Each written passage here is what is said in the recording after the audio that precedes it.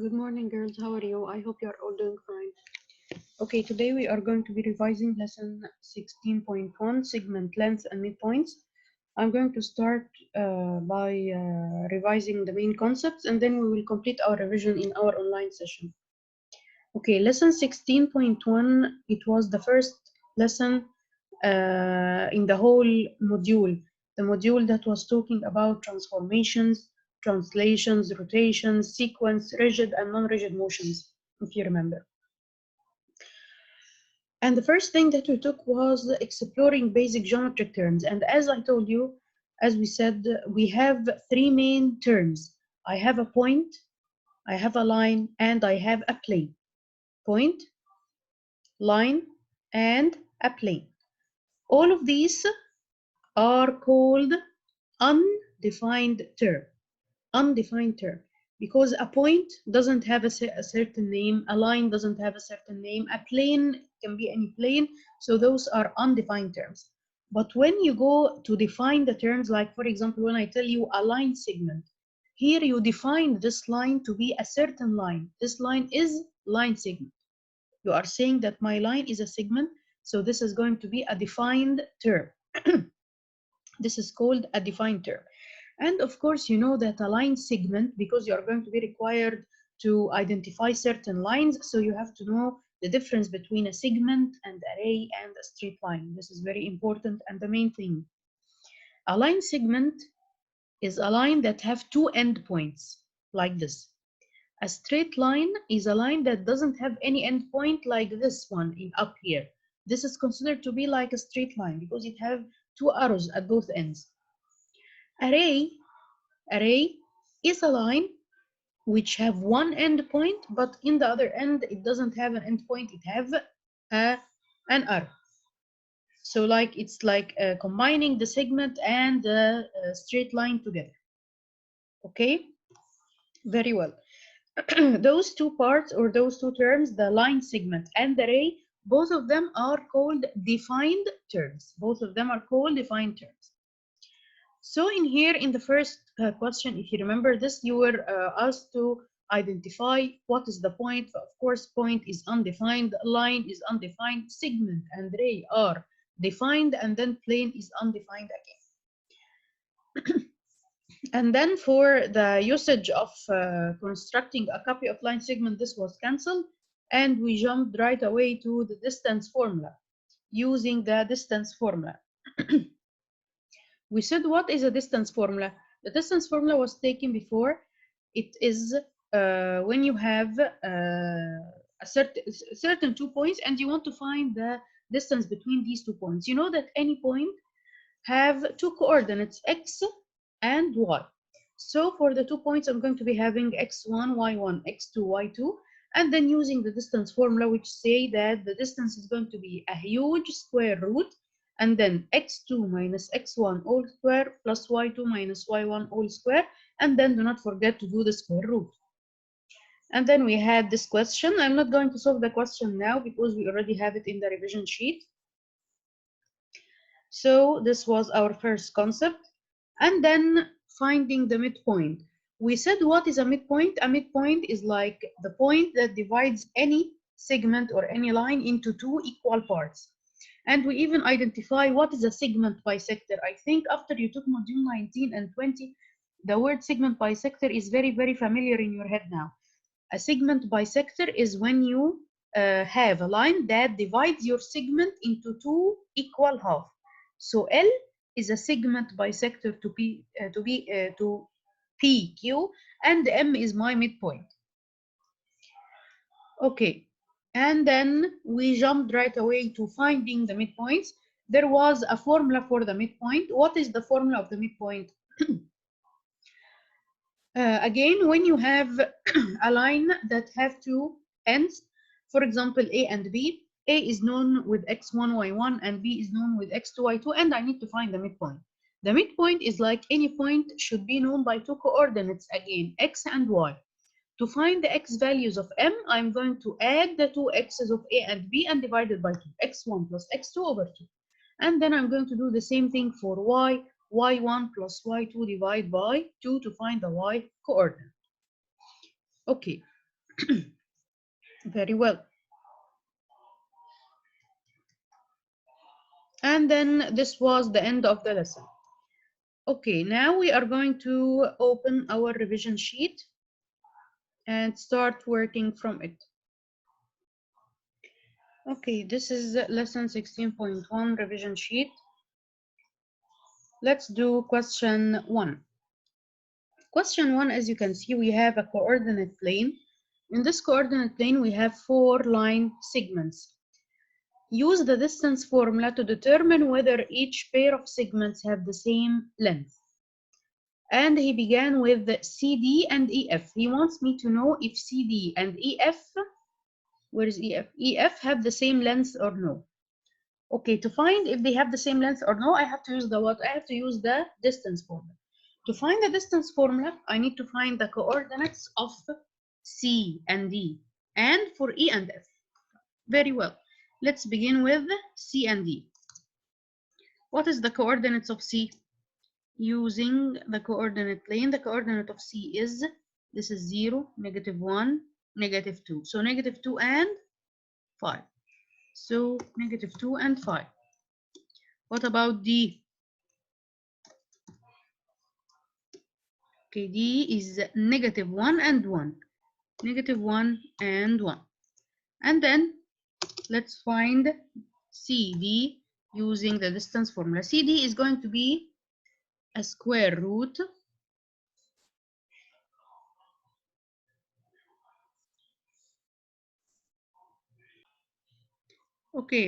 CD is going to be a square root of, as we said, x2 minus x1 whole square. So here it is x2. What is the value of x2? If we say that this is x1, y1, x2, y2. So -1 minus 2. Do not forget, it's a -1. And then minus x1. Already x1 is negative, so that's why I'm saying minus. So here, this is going to be -1 minus 2. And this is what? All square. And then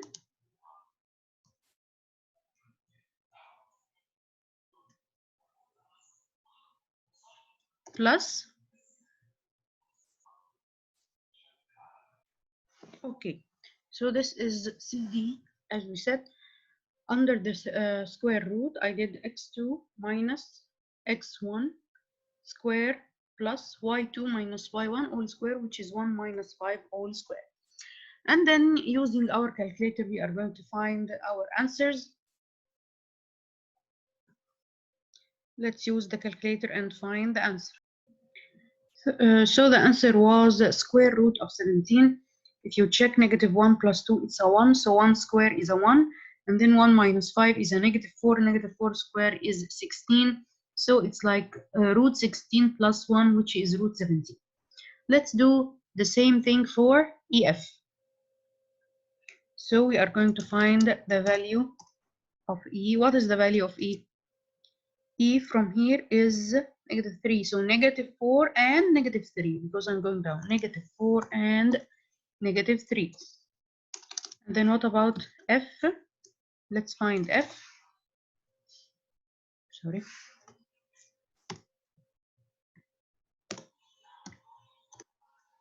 So F is -1 and -1. -1 going left and -1 because you're going down. So -1 and -1. Okay. Okay, let's do the same thing for the answers.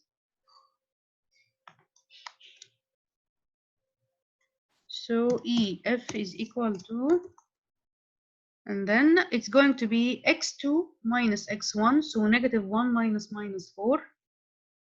So here, this is going to be -4 all square plus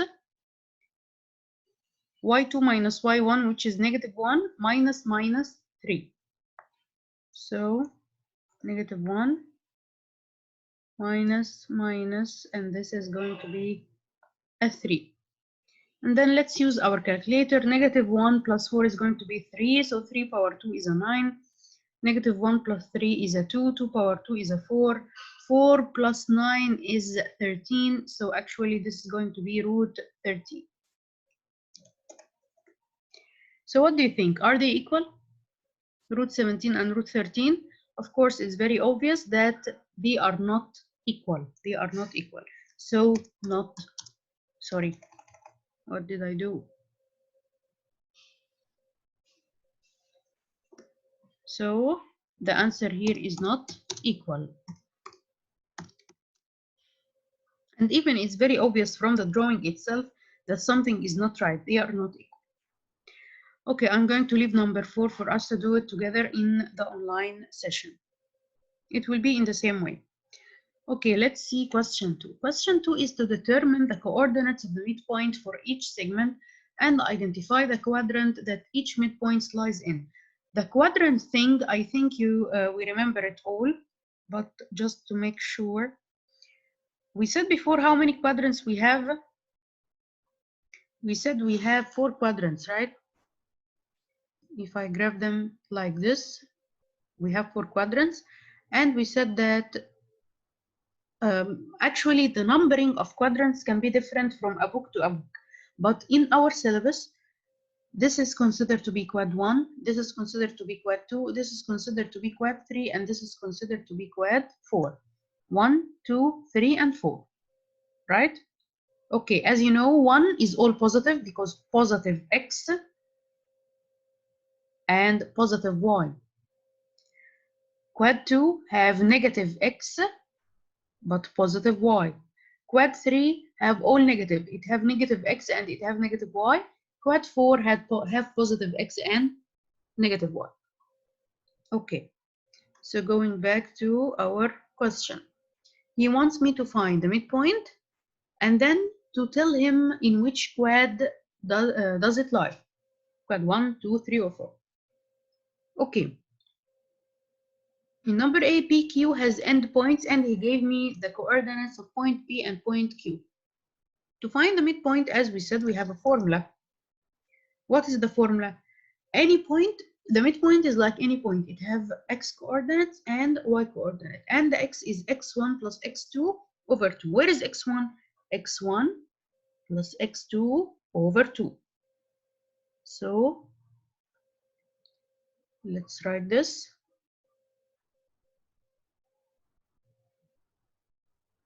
So in here is going to be 5 plus 2 over 2. Right? This is the value of x. What about the value of y? In the same way,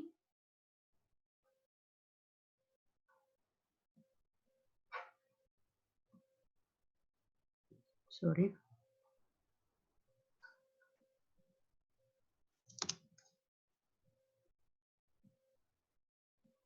Yes, in the same way, it's going to be y1 plus y2 over 2, which is 4 plus negative 3 plus negative is negative. So you don't need to write plus negative. It's a negative right away. So 4 minus 3 over 2. Right? And then let's find it. What is 5 plus 2? 5 plus 2 is 7. 7 over 2 is 3.5. So this is 3.5. And 4 minus 3. 4 minus 3 is 1. 1 over 2 is 0.5. So I have the coordinates 3.5 and 0.5. 3.5 is positive or negative? 3.5 is positive. So x is positive. What about y? It's a 0.5. Positive or negative? Again, it's positive. Positive, positive. Which quad are we in? I just told you. When I have positive x and positive y, so which quad I am in? I'm in quadrant 1. We are in quadrant number 1. So in here, I'm going to tell him that we lie in quadrant 1. Very well. Okay, again, I will leave question B for us to do it together. Question 3. Show that the statement is true or false. He is giving me some statements and I need to show him. When he is telling you to show means explain. He doesn't want you to tell him that this is true or false. Already he is telling you that this statement is true. You have to show me why. You have to explain. Okay, question A. If DE has endpoints D as whatever and E is like this, then the midpoint M of DE lies in quadrant 1. So how can I know? I have to find the midpoint M. And then I will see if its X and Y are positive, so it will lie in quadrant 1. Okay, so let's do the same thing that we did up here. But we are going to change our values. Okay, what is X and Y here? Or X1 and X2, -1 and 3. So -1 plus 3. So here is going to be -1 plus 3 over 2. What about Y? 8 plus -2, which is 8 minus 2 right away. So 8 minus 2. Okay, -1 plus 3 is 2. 2 over 2 is 1. So this is 1. 8 minus 2 is 6. 6 over 2 is 3. X is positive and Y is positive, so it lies in quadrant 1. So I am true. So why? Because X and Y are positive values. So, of course, it lies in quadrant 1. Okay, very well. I'm going to leave question B and question C for us to do together. And then let's see question 4. Okay, in question 4, select the term that is suggested by the figure. As I told you, we just said that we have how many terms? I have undefined or defined terms, and the terms can be point, plane, line. All of these are undefined, and for the ray and line segment, those are defined. Okay, I have here a pencil as a shape of a pencil. What do you think? The pencil represent a what?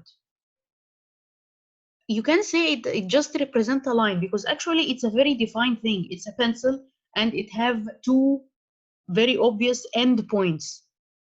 There are two endpoints in here, right? The pencil, your pencil in your hand, have one endpoint in which you have the eraser and one endpoint in which you are writing with. So you have very obvious two endpoints. So actually this is a what? This is a line segment. So what I have in here is a line segment. Okay, since this is a line segment, so this is defined or undefined terms. This is going to be a defined term. This is going to be a defined term. Very well. I will leave question B for us to do together. And then for the last question, question 5, name 3 segments and name 3 rays. Naming here actually, it will not be different. The name is the same. Just you need to understand that when you are naming a line segment and naming a ray, what is the difference between writing both? For example, when I tell you X, Y, and then I do this, and then X, Y, and I do this. What is the main difference between both terms? Here, girls, since I draw a line with one arrow at one end, I draw a line, and this line have one endpoint and an arrow. So I am representing a ray. So this is representing a ray. This is a ray.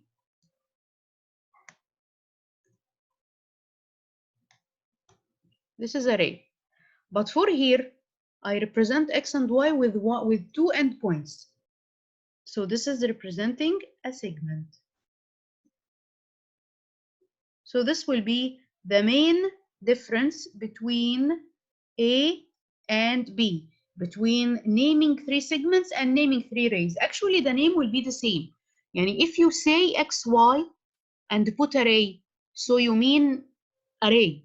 But if you name XY and you put a segment line, mark like this, so you mean the line segment. Okay? Okay, I will leave the solution for A and B for us in the live session, and I'm waiting for you, inshallah, in the live session in maybe less than 1 hour. And please, girls, if you have any other questions from the previous lesson, just prepare them and we will do it together. Okay, thank you and see you.